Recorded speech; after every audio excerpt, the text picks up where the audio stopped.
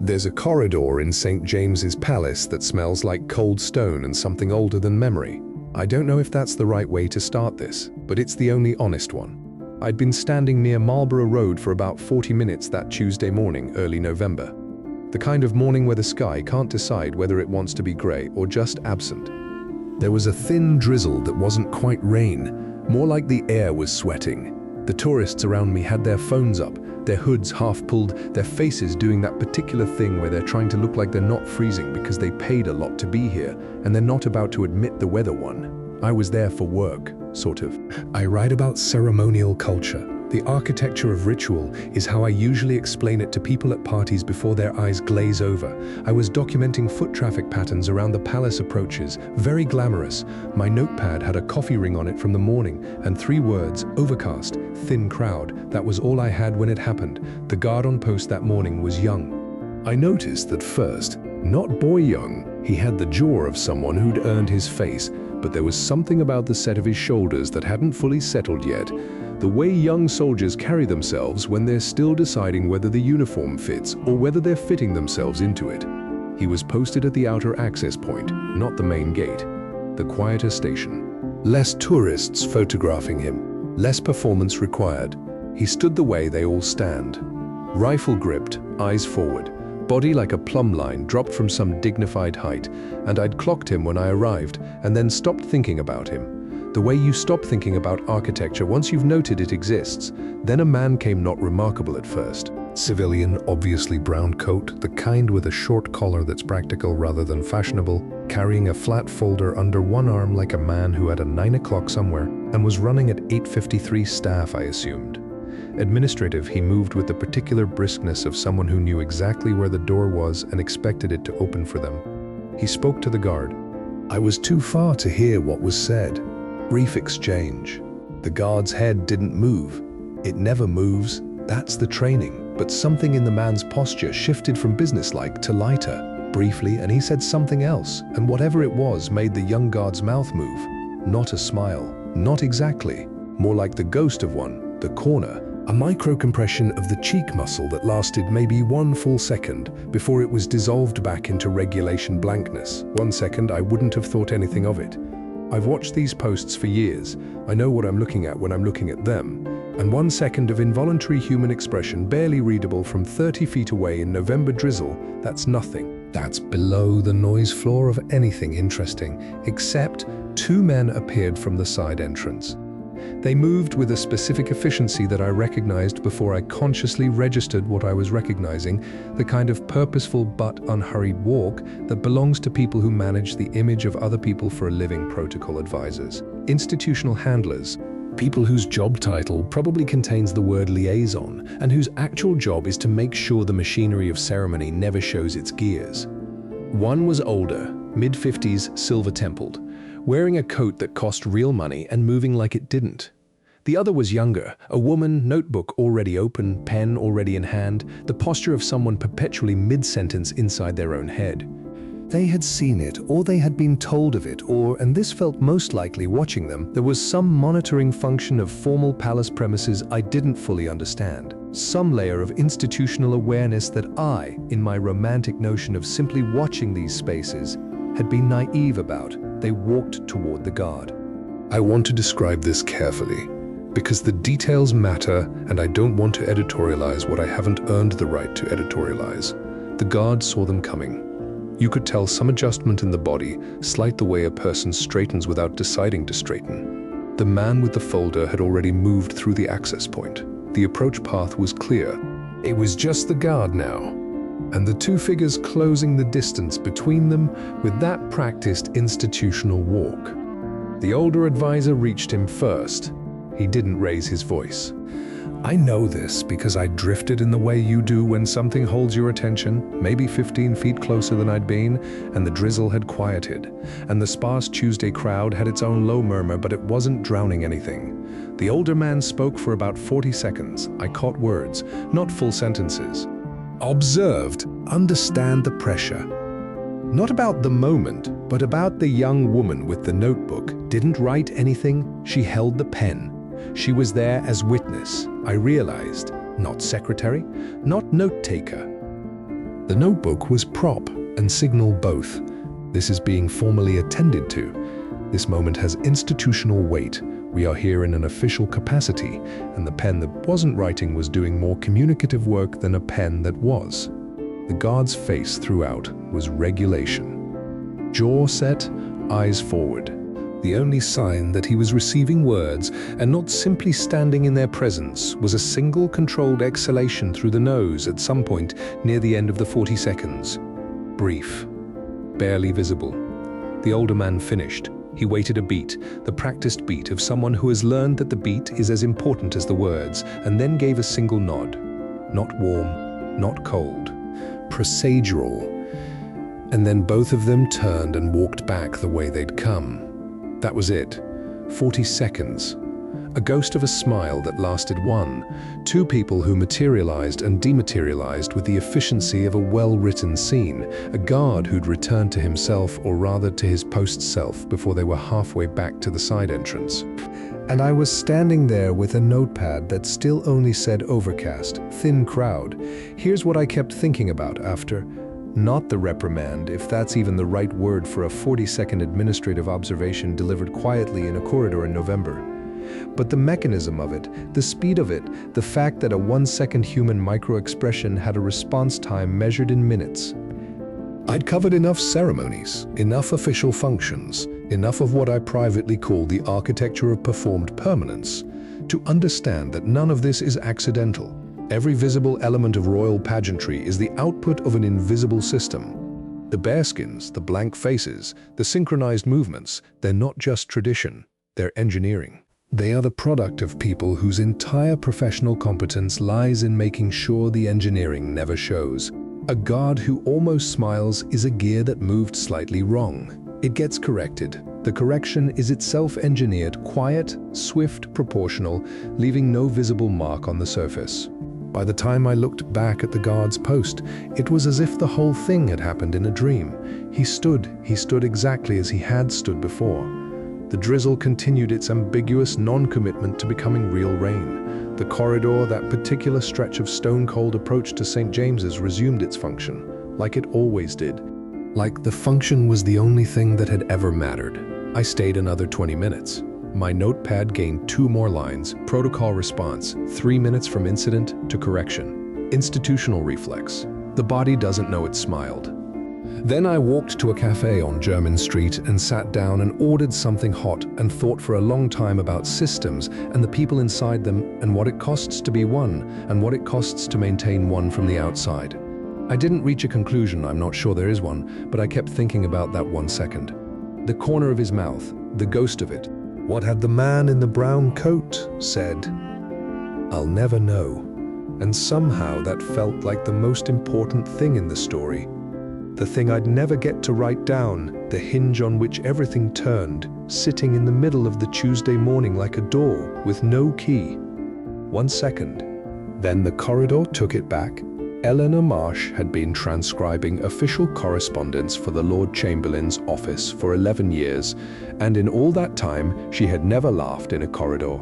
Not because she was a humorless woman. She was, in fact, the kind of person who laughed loudly and without embarrassment at dinner tables, and in cinemas, and at the back of buses. She had a laugh that her sister described as weaponized joy, and her colleagues in the outer office described more diplomatically as very present. But the corridors of St. James's Palace were not dinner tables. She understood this the way you understand grammar, not as a rule you apply consciously, but as an infrastructure so deep inside your behavior that violating it would feel physically wrong, like walking into traffic or putting your shoes on the wrong feet. You simply didn't. The building had a register, and you matched it. You learned this inside your first week, and then you stopped learning it because it stopped feeling like something that needed to be learned. 11 years, she had matched the register of those corridors for 11 years. So, when she heard laughter on a Wednesday afternoon in the back passage between the administrative wing and the outer approach, real laughter, short and bright, and unmistakably human, she stopped walking. Her first thought, which she was slightly ashamed of later, was, "That's against the grain." Not, "Someone is laughing." Not, "I wonder what's funny." That's against the grain. That's 11 years for you. The source was two men she half recognized, young, both of them, the kind of young that means they'd been in post less than a year. One was from the household domestic staff, she thought, though she wasn't certain. The other she placed vaguely as belonging to some administrative sub-function she'd never had cause to interact with directly. They were standing near the fire door that nobody used, the one that swelled in humidity and required a particular shoulder and hip combination to open. They had the body language of people who were supposed to be elsewhere and had paused in the one spot they judged to be peripheral enough to allow it, and one of them had said something, she didn't hear what, and the other had laughed. Openly, genuinely. A brief, unguarded thing. It lasted maybe 3 seconds. Eleanor stood still in the corridor for a moment that was probably only half a second, but felt longer, the way moments sometimes do when your body is catching up with a decision your brain hasn't finished making yet. She turned and kept walking. She thought about it for the rest of the afternoon. Not obsessively, she was transcribing a detailed correspondence about the coordination of a state visit, and the work required her full attention. But in the gaps, in the seconds between one page and the next, the half-minute when the printer was working and she was standing beside it doing nothing, she thought, they were laughing. And then she thought, of course they were laughing. People laugh. And then, less comfortably, not in that corridor, not like that. She understood the distinction. She just wasn't sure she liked understanding it. The correction came, as it happened, not to the two young men, but to Eleanor. Or not a correction exactly, more of a conversation. The following morning, she was called into a brief meeting with her direct line manager, a composed, silver-haired woman named Mrs. Hartley, who had worked in some capacity adjacent to palace administration for longer than Eleanor had been alive, and who had the quality of certain very old furniture, solid, polished, slightly impenetrable, and arranged in a way that made you feel the space had been organized around her rather than the other way around. Mrs. Hartley had apparently also heard about the corridor, or known about it. The distinction in this environment was often unclear. I wanted to talk with you, Mrs. Hartley said, which was how she began things she'd already decided, about the question of register. Eleanor waited. She had learned to wait when Mrs. Hartley composed. You've been here long enough to understand why these things matter. A pause, not the laughter itself. I want to be clear about that. People are human. That is not the institution's concern. Another pause. What concerns the institution? She continued, and her voice had that particular quality that Eleanor privately thought of as engraved words set into the air rather than spoken into it, is the position, the place, the moment in which the human thing occurs, because the institution does not manage humanity, it manages appearances.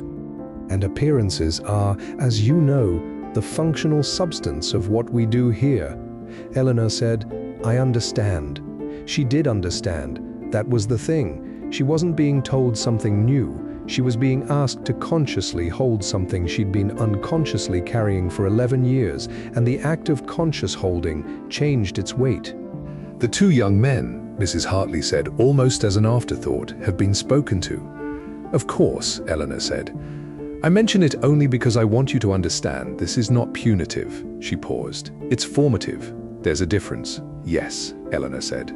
There is. She walked back to her desk. She sat down. She looked at the document on her screen, a paragraph about the scheduling of a formal reception, specific timing noted for the ceremonial procession, the placement of senior attendants relative to the principal entrance, and she thought, with a sudden and slightly vertiginous clarity, about what it would feel like to laugh in that corridor. Not a private laugh, not a managed, socially calibrated internal amusement. A real one. The kind that surprised you out of yourself, the kind her sister called weaponized joy, the kind that had nothing to do with appropriateness or register or the grain of the building you were standing in. She thought about that for a moment. Then she started typing. There's a thing that happens to people who work inside institutions long enough. Eleanor had watched it happen to others before she understood it was happening to her. A gradual and very quiet calibration. You don't stop being yourself. That's the mistake people make about it, the outside-looking-in assumption that it hollows you out. It doesn't. You remain entirely yourself. You just develop a second self that is architecturally adapted to the space, the way a tree grows differently near a wall than it does in an open field. The wall doesn't kill the tree. It shapes it. The tree, shaped, forgets that it's shaped, and the shaping eventually becomes structure. Eleanor was 41 years old. She had been working in this building since she was 30. She had a flat in Pimlico with mismatched mugs and a cat named after a Tudor queen. She called her mother every Sunday. She laughed loudly at dinner tables and cinemas and the back of buses. She had not laughed in that corridor in 11 years. She had never, until today, thought about why. The two young men, she heard later, had received their conversation that same morning before her own. The older of the two, she was told by a colleague who was the particular kind of person who usually knew these things, had taken it quietly. The younger had apparently gone a shade of pink that had remained resident on his face for most of the morning. She imagined them standing somewhere being told, with great procedural kindness, that what they'd done was human and understandable and also not quite right for this place, for this corridor, for this particular stone and ceremony context in which they now had the privilege of operating. She wondered if it had landed the way it had always landed with her, not as a wound, not even really as a lesson, but as a kind of settling, the way river silt settles, quietly, without drama. Becoming the floor of the thing, the afternoon passed. She finished the correspondence. She filed it. She made tea in the small anteroom and stood with her mug, looking at the street through the high window, the street where tourists still moved with their phone cameras and their half-committed hoods, where the November light was doing its usual uncommitted grey, where life was proceeding with the magnificent indifference it always proceeded with, and she thought about laughter. The weaponized kind, the kind that surprises you, the kind that has for 11 years been careful about where it goes. She took a sip of tea. The building around her was quiet. The register, as it always was maintained. And somewhere in the administrative sub-function offices she'd never had cause to visit, a young man was probably still slightly pink about the ears, learning the particular grammar of the corridor in the way everyone who stayed here eventually learned it. Not as a rule you apply consciously, as something deeper than that, as something that eventually you'd stop noticing you carried. Eleanor Marsh drank her tea and didn't laugh. She didn't feel sad about it. She just noticed. For the first time in a very long time, she just noticed. His name was Thomas Brewer. He was 26. He'd been in the role for 8 months, and he was, by every measurable standard anyone had applied to him in those 8 months, doing well. The laugh had not been planned. That's the first thing. He wants me to say that, or I want to say it on his behalf, since he asked me not to use his surname, and I've changed one other detail, and in exchange I promised to be precise about the things that mattered. It had not been planned. There is no version of Thomas's morning in which he thought, I will stand in the corridor near the staff entrance at 10:30 on a Wednesday, and I will laugh, and that will be a thing I do. He is not that person. He is, by his own description, almost aggressively careful. He'd grown up watching his mother navigate the specific calculation of working-class ambition inside institutions built by and for people who didn't share her vocabulary, and he'd inherited her radar for the invisible lines where they were, how close you could get, what happened when you crossed them without meaning to. He knew where the lines were. He'd been careful. And then Marcus had said the thing about the printer. The printer in the lower administrative corridor was a machine with a history.